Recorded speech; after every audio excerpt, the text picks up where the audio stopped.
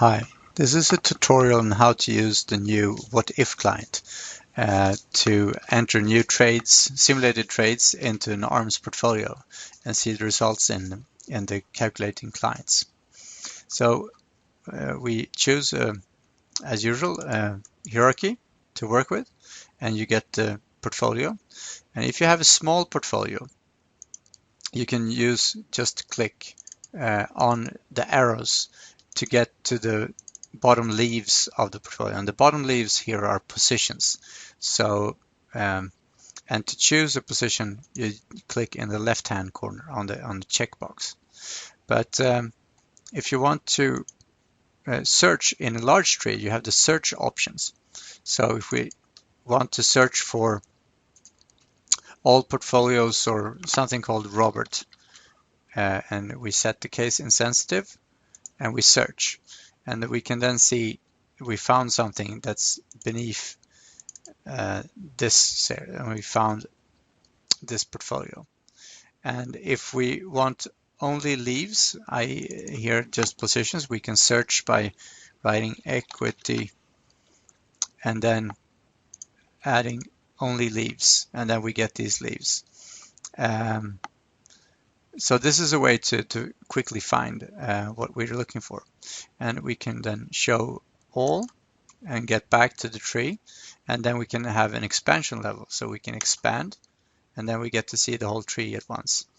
And if we then mark something, we mark a position, then we can filter by the selection that we had, and we only see the position that we have chosen. And then we can clear the filter selection and then start over and show all of them again. So this is a way to browse down on position level.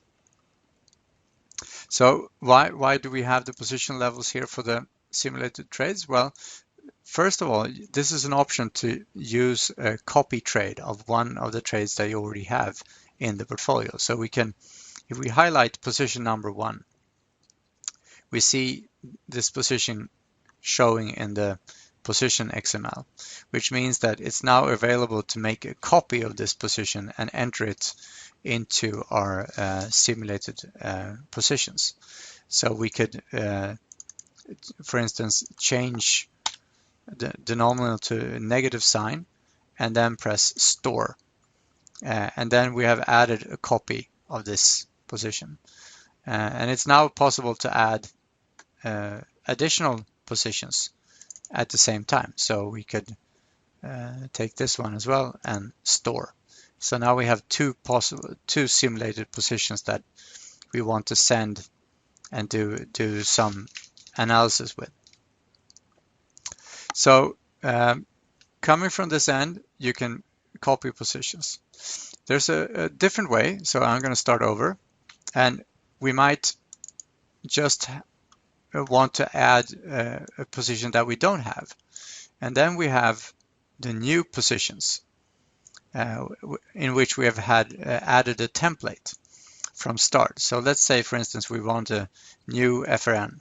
Then we can click on this and we get the template XML from the template file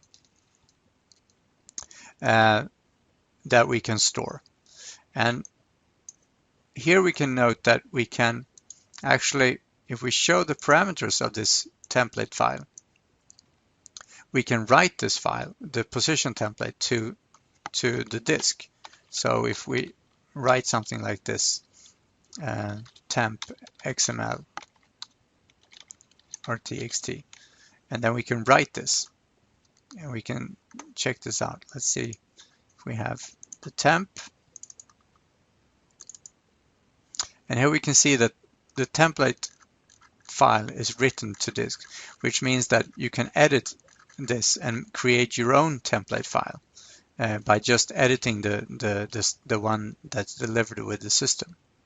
So in the next box, you can read your own template file, and then you get the templates from your file to use with the simulation. And then we can reset this to the standard files. So this is a way to interact with the templates. So let's go back to using the simulation. So here we can click on the templates that we have. To know how to fill these, you should refer to the XML position specification on the fields. But in the same way, we get something that we can press store, and it adds to the potential simulated positions that we want. And we can, again, add more than one. And to remove them, you just mark them, or you can edit them and or remove, and then they're removed. Okay, so what do we have for options on actually using these? So if we would want now to, we have behind here our regular ARMS client with our positions that are real coming from the database, and then we can use the include simulated positions option. And now we see there are no simulated positions running. So we can now see how this interacts with our what if client. So we choose, for instance, one of the swaps that we have. So we can see that we get a copy of this swap, and we can also see that it belongs to the portfolio Nicholas, which means that it's going to copy an exact replica of this. So we can change the sign.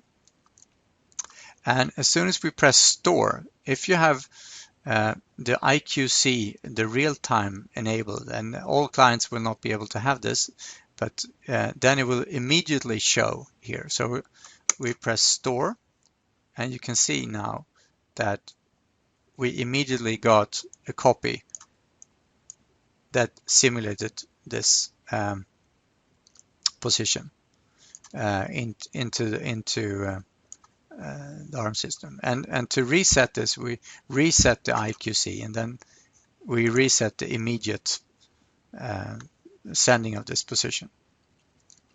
When using the immediate version, it only sends one position at a time. So if we would send another one, it would change this for the new one that we wanted. So we can take an FRN, and then we have to place the FRN in a portfolio that we have. So we place this in Robert's portfolio. So, and then we press store, and again, it will immediately show in Robert's portfolio, including the calculation. The other way to do this, so we reset, is to save to database. So we can save these as simulated positions into the database. If we press save DB, it's going to save all the positions that we have in this editor. So we can see now it's the status is that it's not stored. So if we press store, we can see that the source changed, that this is now written to the database. It gets an internal ID.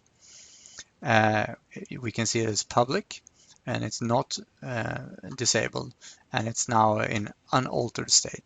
So we can go back now and see if we have include simulated positions, we should get. Now we need to actually reload the positions, because now we need to get all the way down into the database again. So we need to reload all the way, and now we can see that we have the simulated positions that we stored in the database, both of them.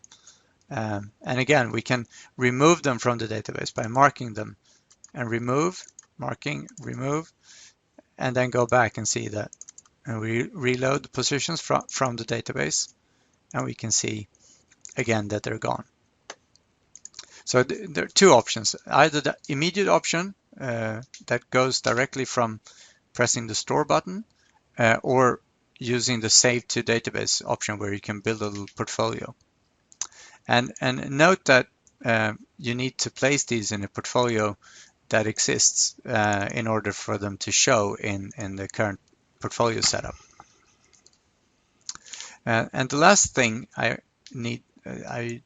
want to show is how to, if you use this what if client with the counterparty risk measurement, then we need to place this position in an agreement and a counterparty.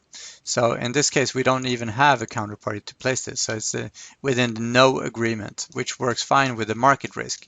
But if running this in a counterparty sense, we need to also add one of the current agreements and clients for where we want to show this position. So then you would add a position template that you want, you add a portfolio where you want it, and you need to add a client and an agreement from this chooser